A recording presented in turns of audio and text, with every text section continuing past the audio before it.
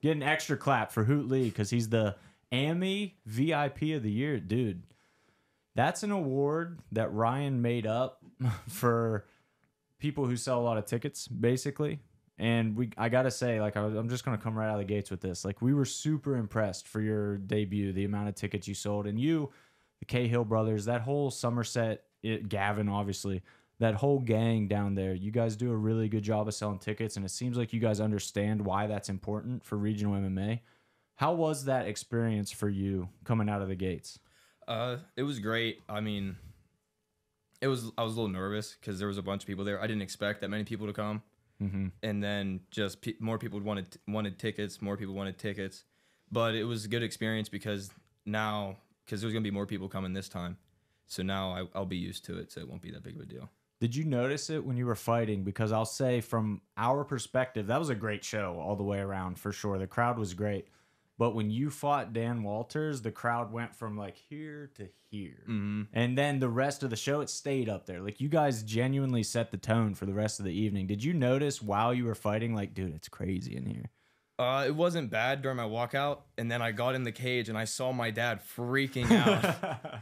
He's going like this, saying all kinds of crazy stuff. And then I had to look away from him because I started getting like all amped up. And then when they announced my name, and I was just looking at Dan across the cage, and I just saw everybody freaking out, and I heard it, and I was like, "Oh man, it's time to go."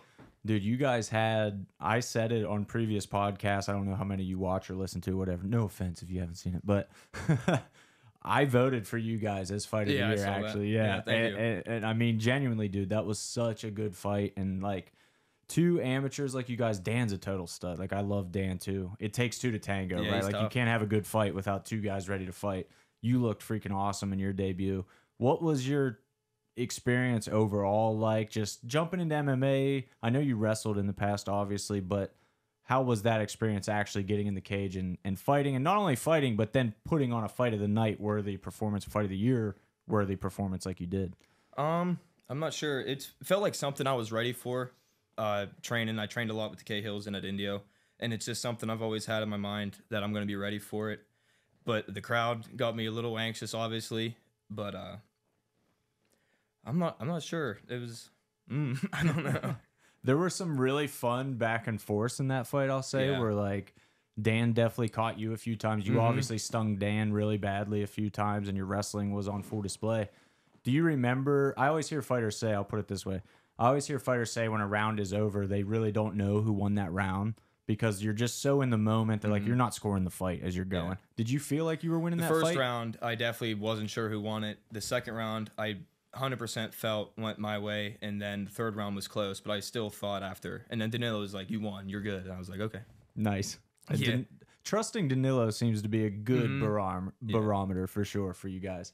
What's he done for your game, man? We say it all the time on the podcast. Having somebody like Danilo right here in Pittsburgh is a freaking blessing for all of us. Yeah, he helped my jiu-jitsu a lot. He helped my mental game a lot. He helps me, like, I think about mixing things up all the time. I'm not a super conventional fighter, and he's just helps me get prepared for everything pretty much. Nice. That's the thing I think that stood out about you to me the most, and this goes even... You guys, Indio had a couple posts before the fights of you guys just getting ready in the gym, warming up. And I know Danny Palm, we both talked about it. We were like, dude, Hoot Lee, like his hands look good. Like you look good on the mitts. You didn't look like a pure wrestler that never struck before. So what was the process for you getting into MMA, getting into striking? It looks to me like something that you're pretty natural at. Was that the case, or have you logged crazy long hours to get there? No, it came to me pretty naturally. I boxed at a boxing gym for like 3 months, a year before I started training. But how I got into mixed martial arts was me and my cousin Austin were training for a freestyle U23 tournament. I didn't compete since high school, and I was just going crazy. I wanted to compete again, and he's the one who got me wanting to compete again. So we were training at the shop, and we were wrestling around, and Taylor's like, dude, there's a Naga in 2 days. Why don't you just go do the Naga? I'm like, oh, I don't know. Well, then I ended up doing it, and I won, and then I was thinking to myself, if I'm going to do jiu-jitsu, I'm going to do everything. Yeah. And I love striking, and it's fun. Me and Tay, we'll stay in the shop, and we'll hit pads for hours, or we'll try to do this or that, see what works this way, how to do this. I start trying to switch stances and stuff like that. It's just, I love it. What is your background with them? Because I know you guys are all from Somerset, but I don't know exactly the history. You're a little younger than the Cahill brothers, right? So what is your history with them exactly? Well, Austin was on their team whenever they were seniors, or when Taylor was a senior. I was a freshman whenever Taylor's younger brother Toby was a senior. So I knew Toby a little bit, and then we just always were wrestling around together and or training together, stuff like that.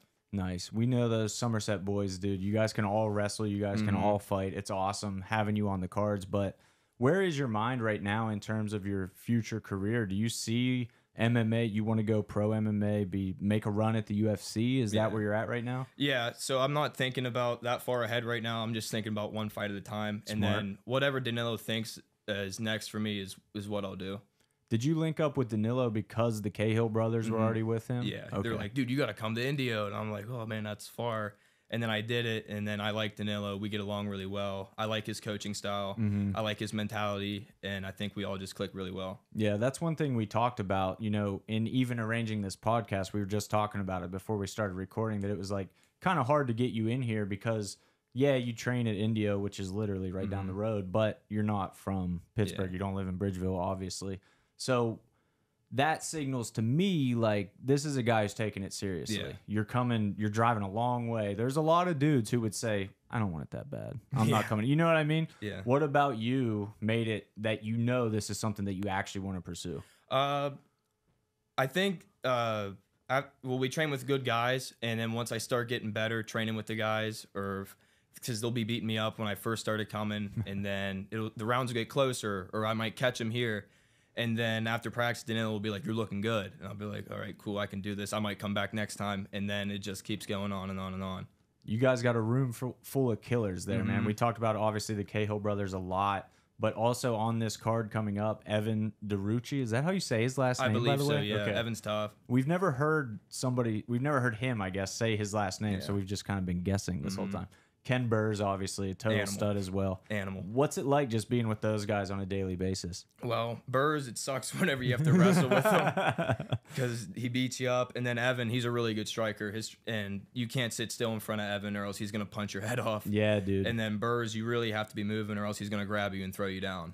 And he's mean on bottom. His power is wild, Yeah, man. We saw scary. that in his debut for sure. His wrestling was incredible. And on the flip side, I think Evan debuted.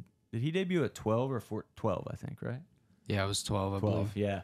Evan definitely impressed us. I mean, that was totally a fight of the night worthy performance too, man. His hands look good. The dude he was fighting is really good. Sam Wabi was really good. So kudos to him for even stepping up and taking that challenge, but then winning the way he did. Very impressive. So does it motivate you just being around those guys and knowing you guys are all working towards the same thing? Definitely. We all work really, really hard. If I do bands, because I'll go to jiu-jitsu in the morning and then Evan will be at MMA after that. And then if I have to do bands in the morning and do them after practice, he'll end up doing 2 sets of bands to do it. And then Burrs, you never see that. We'll be doing something that sucks and he doesn't even make a face. He's so tough. Oh, dude, he's different. Like we had him on the podcast as well.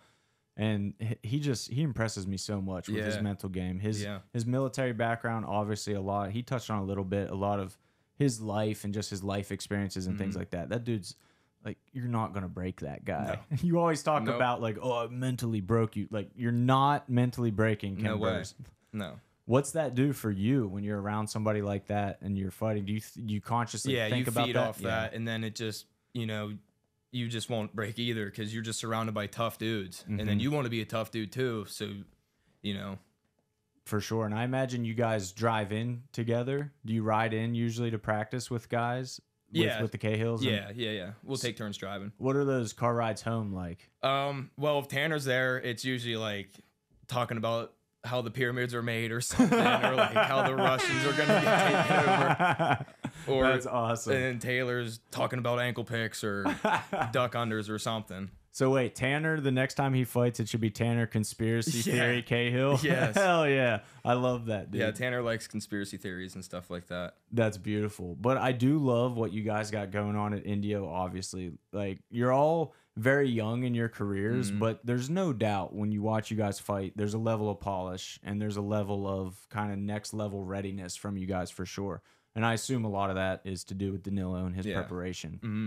That said, how hard was it when you first got there? Was it tough to acclimate to how Danilo did things and what he expected from you guys? Well, for jiu-jitsu, I had to tone it back a little bit because that whole wrestling style, and you bring the pace and you're just going, and he's just like, slow down. And I was also getting caught in submissions by white belts, and I thought my wrestling was just gonna beat everybody. Sure. But that's just not how it works. So I had to learn the hard way that you need to take your time, set traps, stuff like that.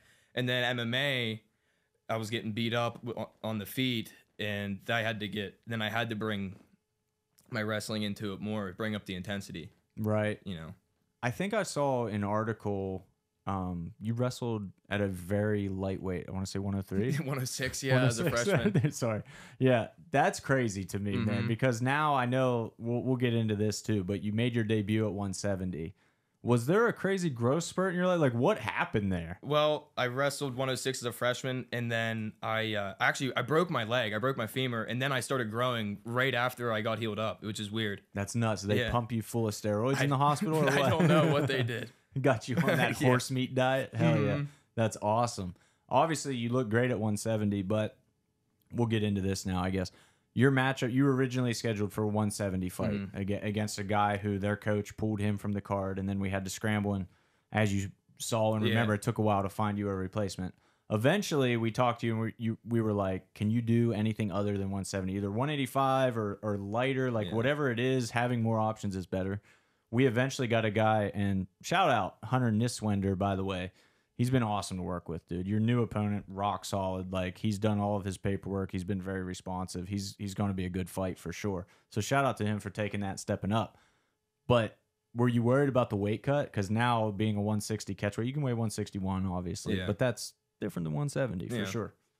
Not really. I'm not a big 170 pounder. And then after this fight and going forward, I'm probably going to have to fight at 55. And that's where I'm putting my mind mentally. So I'm probably going to walk around like 175 after this at the highest. So I'm not going to be super heavy. Nice. You know what I mean? Danilo's always telling me to quit eating all the time, calling me fat and stuff. So I got to watch what I eat. I hope you guys could hear that on the mic. The Danny Palm laugh. Danny started dying when you said that. That's beautiful. So Danilo's just walking around like making fun of you for being fat. I go into the dojo, and the first thing he does is tosses a scale at me. He's like, get on. This is beautiful. And then I'll get on, and he'll just look at me like this.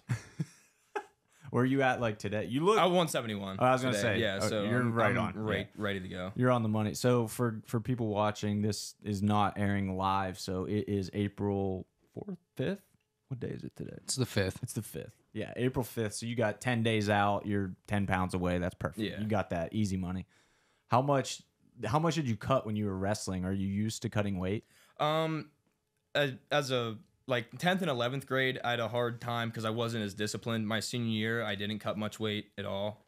So not like a big deal for me cutting weight in high school. Yeah, for wrestling. You talked about breaking your femur, which is wild. First of all, I think I don't know. I'm not a doctor, obviously, but I've heard that's like the toughest bone in your body, the hardest bone to break. What was that experience like, man? Sucked. How did it happen? First of all, I was riding a dirt bike around, and then I hit a jump, and then I went over the handlebars, and the bike landed on me. Bunch of stuff happened. Ugh. Did you only break your femur? Or was there more damage? I broke my femur and my collarbone, and then they were something with my head, like maybe like a tiny like chip or something. My head was fine, but just my collarbone and my femur. Just a small chip out of my head. No big something. deal. I don't know. No big deal. That's those Somerset boys. They're we're built different.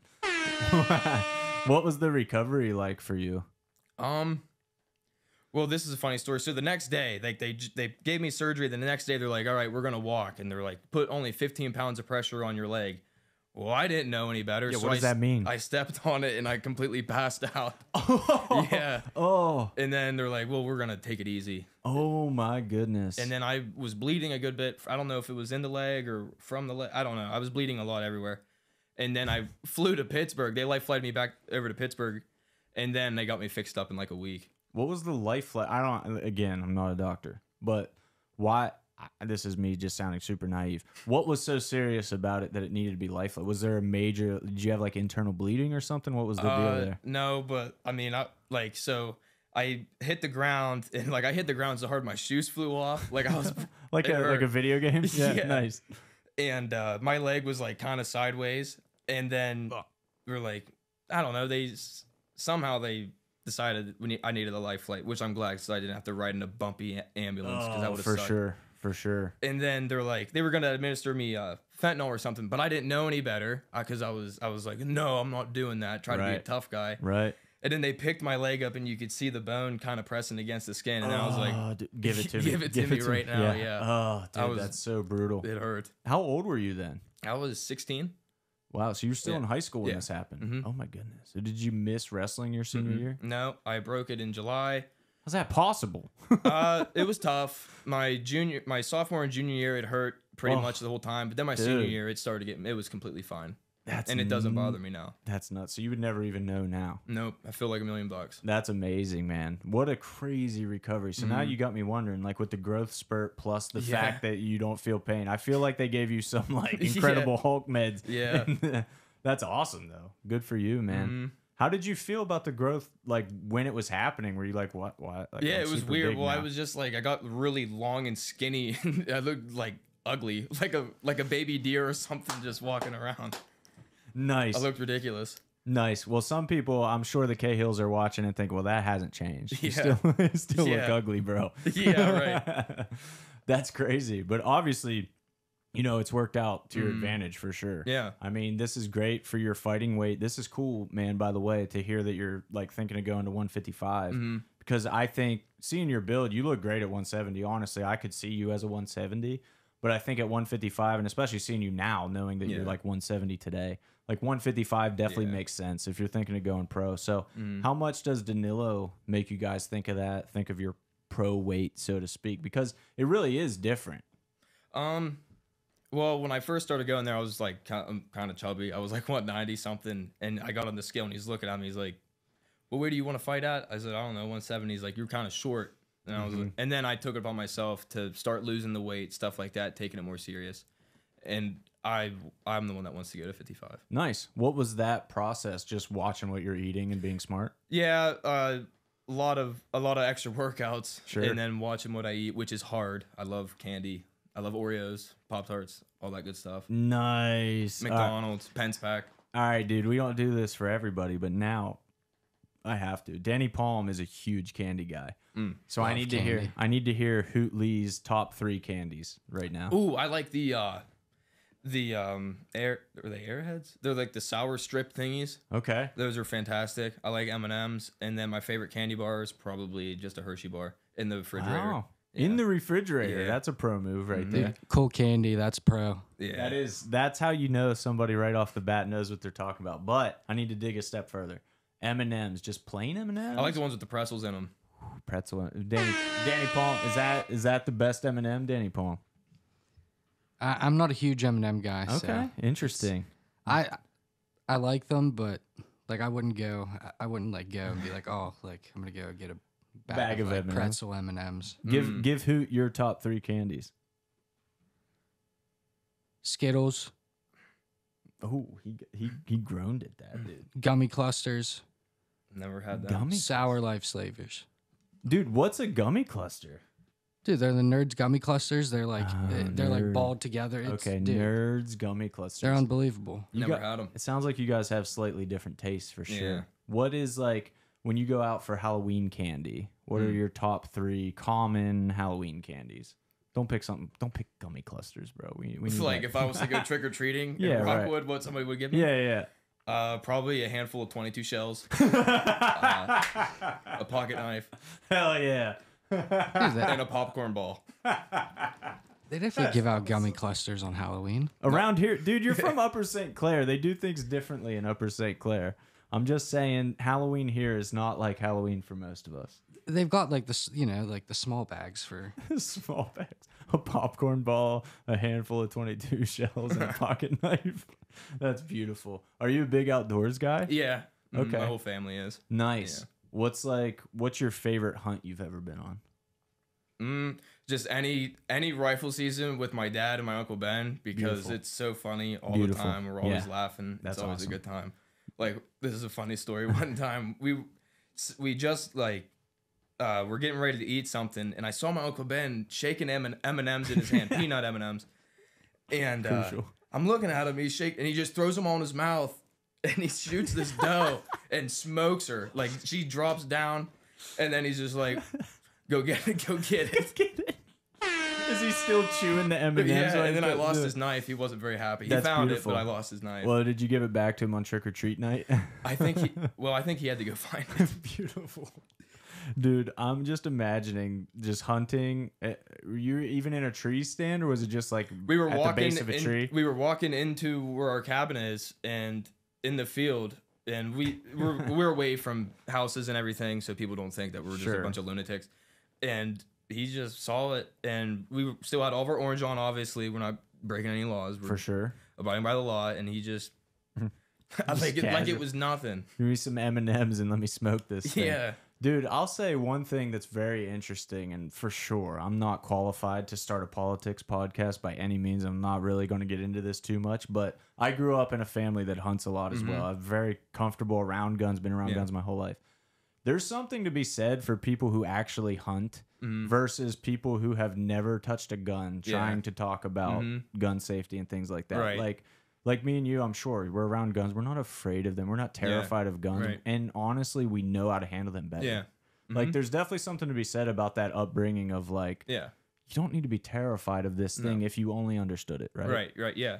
Yeah, I agree. So you guys, your whole life, I assume every hunting season was like a religion for you. Oh, it's so fun. And then me and my cousin and my buddies will go coon hunt and stuff like that, and we can tan their hides. So just gives us something to do. Yeah, or my pap, he's really big into beaver trapping. He's really good. He catches coyotes and everything. He's a good trapper. That's really cool. But man. I like to go beaver trapping with him. Nice. What's the tanning process like? I have no idea what that even entails. So no pun intended.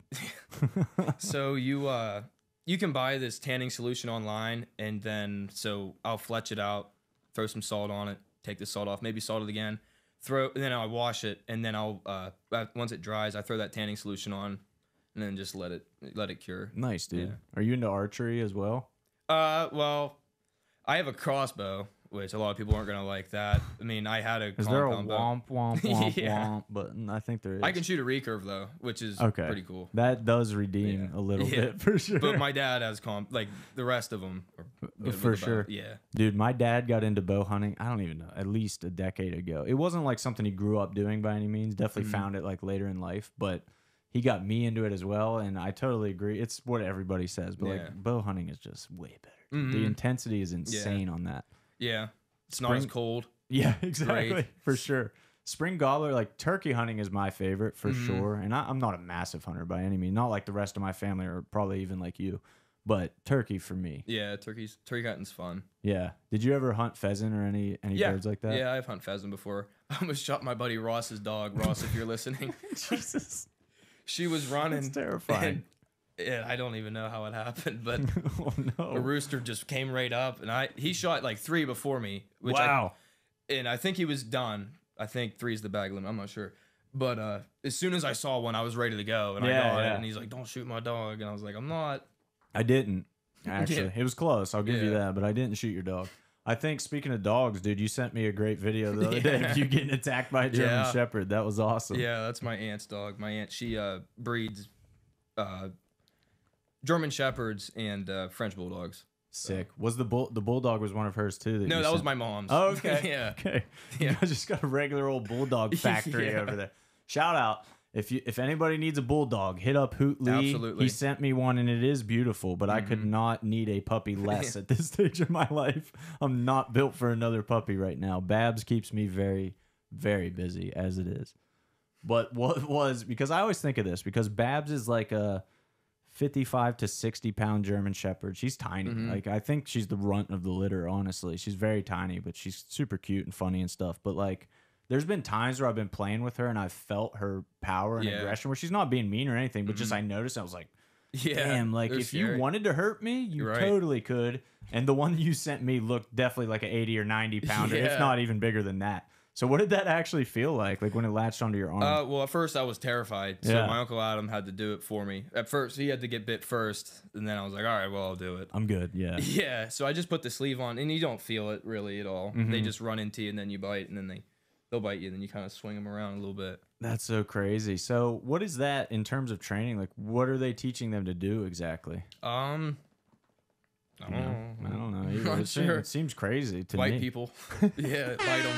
I think that's there's a hilarious, like, I love when we get the mail. Babs goes nuts over the mailman for Yeah. sure. And the mailman, there's been times where like the Amazon driver will come up and like throw the package at the door and run away. I'm just like, dude, literally she would kiss you. If you came in the Yeah. house, she would literally kiss you. She's not going to attack you. But there is something with German Shepherds. I get it. They're police Yeah. dogs. They're kind of scary or whatever. But yeah, I don't want to get attacked by one. That would be cool to feel though, I think, the Yeah. sleeve for sure. It's cool, like when they're running at you and their ears go back. You're like, oh Yeah. shit, here they come. Dude, it'd be hard not to flinch, right? You Yeah. took it well, I gotta say, in Yeah. the video. Mhm. Maybe we'll overlay the video on this. I'll save it. Go ahead.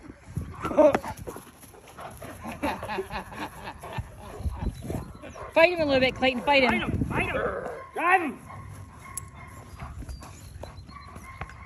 Put it on the podcast. What dogs do you have at home right now? I have French bulldogs, and then my mom has English bulldogs. Right on. What did you send me? I'm not that. That was an English bulldog. English Yeah. bulldog. It was a real roly poly Wrinkly thing, looking dude. thing, yeah. It's so cute. Yeah, Honestly. they're funny. How big do they get? Probably, well, they can put weight on, Sure. but probably like 40 to 50 pounds. Oh wow, Yeah, they're that's short bigger than and- I thought. Yeah. yeah. Danilo would be throwing a scale at them for sure, Yeah. dude. And then you'd be like, oh, well, I'm good today, and he'll just go suspicious. Suspicious. Dude, he's great. He really is. Danilo's the best, man. I'm super happy he's in Pittsburgh. I love him working with all you guys, man. I got to say, like, your transition, I know this wasn't easy whenever you have to switch opponents. That sucks. It sucks for us, too, finding a new opponent and stuff like that. But you guys took that fight pretty quickly. I assume you feel like you're good going into this. Yeah. But in terms of the matchup, obviously people want to know, like, what do you think people can expect in this fight on April 15th? So people can expect, my plan is, I'm not worried about spectacular knockout. I'm just worried about controlling every position of the fight, dominate every position of the fight, whether it goes to decision or if it ends up on the ground. I want to be in control the whole time. Submission's there, I'll take it, but I'm not going to get over anxious and get out of position, go for an armbar or something, he gets on top of me. I just want, on the feet, I want to control the pace, I want to control the timing, where we're moving, control the footwork, everything. I just want to be in complete control. Nice. And he's a really good fighter, man. He's 2-0, I think, with a finish, I believe. So he's very confident coming in too. So I have no doubt you guys are going to put on another fight of the night, fight of the year worthy type fight. But one thing I wanted to come back to, and I actually didn't ask you about this on the night of the fight, but this was really interesting.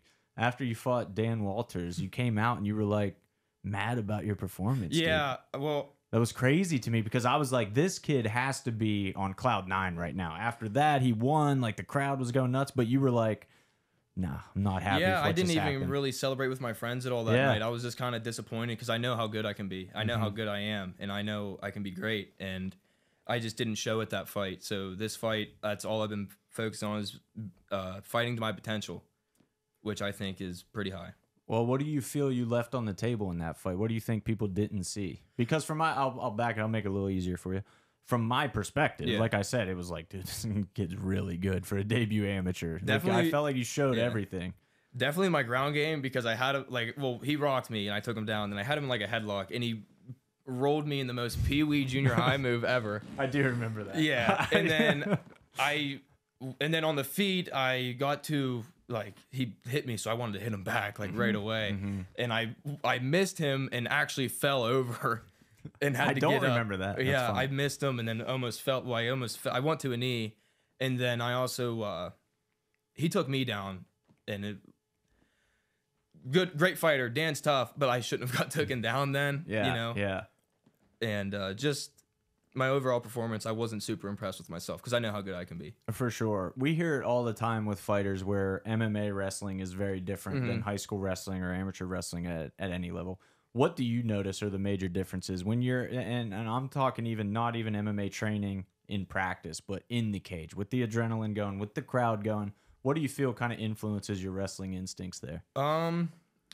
Just timing, I'd say. Nice, Yeah, yeah. knowing when to take the shot, stuff like that. You can't rush a shot, and then like especially with someone like Walters, like if I would have came in just trying to wrestle, he would have punched my head off. For sure. 'Cause his striking's pretty good. He is, dude. He's really good. I think that, He's like I tough. said, obviously that was a great fight, but he's 1-1 now. Has a fighting that night too. Are you kind of excited to see him again? You think? Yeah, I think he'll do well. He's fighting a tough guy from Gorilla House. For sure. I know the owner or the coach at Gorilla House, Darren. For sure. He's a good coach. So Shout out Darren Cassidy. It'll What be up, man? it'll be a good fight. Yeah, They'll dude. both be ready. Gorilla House, we can't say enough good things Yeah. about those guys. They're the best. Ethan's obviously on the card as well. Monte, they got crazy stable of fighters there all the time. Yeah. So we're stoked for that. I think it's cool, man, because I love when amateurs, especially like you guys, very respectful after the fight. Yeah. I think it's cool that you guys are back on the card together. Obviously not fighting each other, but I'll be interested to see you guys engage and like just say what's up and everything. Because Dan, I mean, he's fighting a Gorilla House guy, so I don't know. You might be rooting for Monte a little bit. But It's pretty, yeah. That's a tough fight for you to watch, it's right? pretty neutral, completely Sure, neutral. sure. Yeah, That's I a wanna good see way to Dan put do it. good. I want to see Darren's guys do good. For sure. Yeah. Let's hope for a split decision where both guys look great. Yeah, complete draw. Heck yeah, dude. Well, we're crazy excited, man. As of this podcast, tickets are totally sold out, which is nuts. So we will be collecting some tickets from fighters that aren't sold, and I mean, this is crazy. But this is like behind the scenes stuff. I've been texting you a lot. You obviously know, like, dude, anything you're not selling, please give it back. We need it back. Been doing that with every fighter, and like you guys have pretty much sold everything you got. Like when we say a show is sold out, this show really is sold out. Like there's people I know. Danny Palm has friends that want to come. There's another guy, Josh, who helps us set up the cage. I saw somebody on Facebook asking him, like, bro, can you get me tickets? It's like they physically are not available. Yeah. So this show is going to be nuts, man. We're honored to have you a part of it and the Indio guys in general. So we'll see you April 15th, brother. Thanks for Sounds coming good. in, man. Thank you. For sure.